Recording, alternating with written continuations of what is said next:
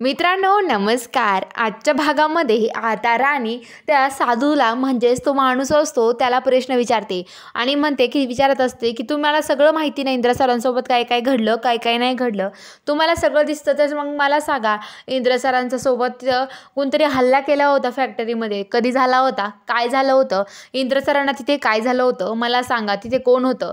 तर आता लगेच ते म्हणतात की इंद्र सरांचा हा खूप मोठा हल्ला झाला होता तो माणूस दिसतोय मला असं म्हणतो. तर आता लगेच राणी म्हणते की इंद्र सरांवरती कधीच फॅक्टरीमध्ये हल्ला झालेला नाहीये हे तुम्हाला माहिती नाहीये म्हणजे तुम्ही खोटं बोलताय. आणि इंद्र म्हणतो की काय हो तुम्हाला काय वाटतं मी जिन्यावरून पडलो होतो सांगा बरं मी जिन्यावरून कधी पडलो होतो.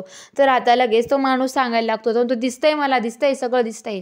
तर आता लगेच इंद्र म्हणतो की मी जिन्यावरून कधी पडलोच नाही असं म्हणतो. तर आता लगेच इकडं जी राणी आहे ती म्हणते की मग तुम्हाला एवढं माहिती आहे मी इंद्र सरांच्या आयुष्यात असले तर त्यांच्या जीवाला धोका आहे तर सांगा बरं त्यांच्या जीवाला मागं त्यांच्यासोबत काहीतरी झालं होतं ते पाण्यात पडले होते स्विमिंग करताना तेव्हा कसं काय वाचले सांगा बरं. तर आता लगेच तो माणूस म्हणतो की तुम्ही वाचवलं.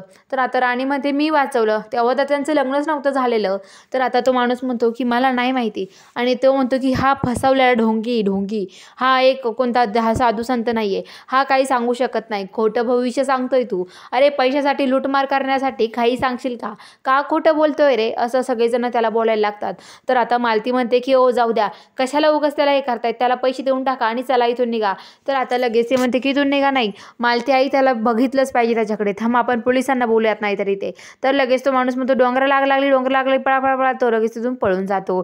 तर आता सगळेजण म्हणतात की चला आता आपण घरी जाऊयात.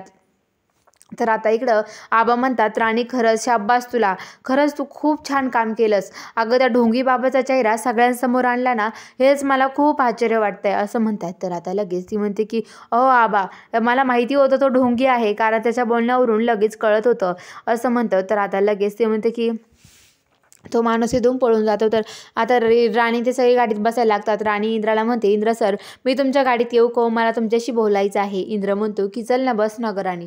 आणि राणीला आठवतं की इंद्राने तिला एकदा पायी नेलं होतं तर तिला ते आठवतं आणि हसते ती. आता लगेच राणीच्या गाडीत इंद्राच्या गाडीत जाऊन बसते आणि आता सगळेजण घरी जायला निघतात. तर इंद्र आणि राणी गाडीत चाललेले असतात. राणी म्हणते की इंद्र सर बघितलं ना तो किती ढोंगी माणूस होता अहो आपल्याला दोघांना कुणीतरी वेगळं करण्याचा प्रयत्न करतायत पण आपली मैत्री इतकी घट्ट आहे ना आपल्याला दोघांना कुणीच वेगळं करू शकत नाहीये. मला पण माहिती आणि तुम्हाला पण माहिती नाही इंद्र सर आपली मैत्री कुणीच तोडू शकत नाहीये कुणीच आपल्याला वेगळं करू शकत नाहीये. तर इंद्र म्हणतो की पण आपल्या दोघांना वेगळं करण्यासारखं कोणीच नाहीये कोण असेल आपल्या दोघांना वेगळं करणारं कोणीच नाही दिसत मला तर असं म्हणतो. तर आता राणी ते सगळेजण आता घरी येतात आणि आता इकडं विक्रांत आणि उर्मिला ते रूममध्ये असतात. तेवढ्यात आता मालती येते आणि म्हणते की बघितलं ना त्या राणीनं आपला चेहरा आणला सगळ्यांसमोर आता काय करायचं त्या ढोंगी होता तो फसवला त्याने लगेच पळून गेला बघितलं ना तुम्ही तर नीट हे करायचं ना नीट सांगायचं ना त्याला.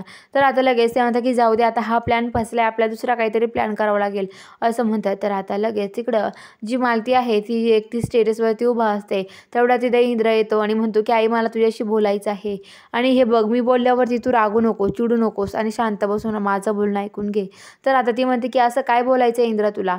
तर ते इंद्र म्हणतो की हे बघ मला असं बोलायचं आहे की हे बघ तू आज जे काय केलं ते साधू संत तो ढोंगी बाबा तूच बोलवला होता ना तूच त्याला पैसे देऊन सांगितलंच नाही हे सगळं. तर ती म्हणते की अरे तू इंद्रा माझ्यावर डाऊट घेतला अरे स्वतःच्या आईवर डाऊट घ्यायला तुला काहीच कसं वाटलं नाही इंद्रा. आणि ती इंद्रावरती खूप तापते आणि इंद्रावरतीच रागावते. तर आता इंद्र म्हणतो की आई मी खरं बोलतोय.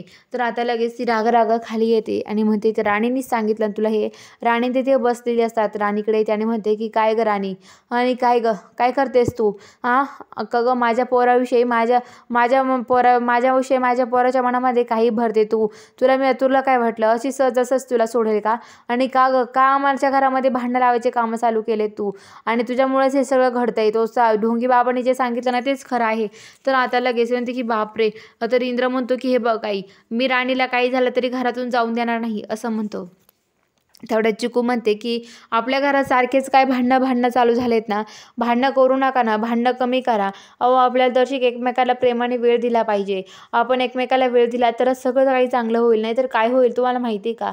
त्यामुळं आपण सगळ्यांनी एकमेकासोबत प्रेमाने राहायचं, प्रेमाने वागायचं. चला मी सगळ्यांजवळ ती वाटा देते आणि सगळ्यांना लाईनीत बसवते जिन्यावरती आणि एक एक जण बसतो आणि आता लगेच त्याला वाट्यांमध्ये तेल देते आणि म्हणते की आता भांडायचं नाही, एकमेकाची मालिश करायची. राणी त्या मालतीची करते, राणीची इंद्रा करतो, इंद्राची आबा करतात, आबांची अजित आणि अजितची रत्नाकाकी, रत्नाकाकीची उर्मिलाची जो विक्रांत असतो तो, अशी सगळेजण एकमेकांची मालिश करत राहतात. आता बघूया पुढील भागात काय घडतं. बघायला चॅनलला सबस्क्राईब करा.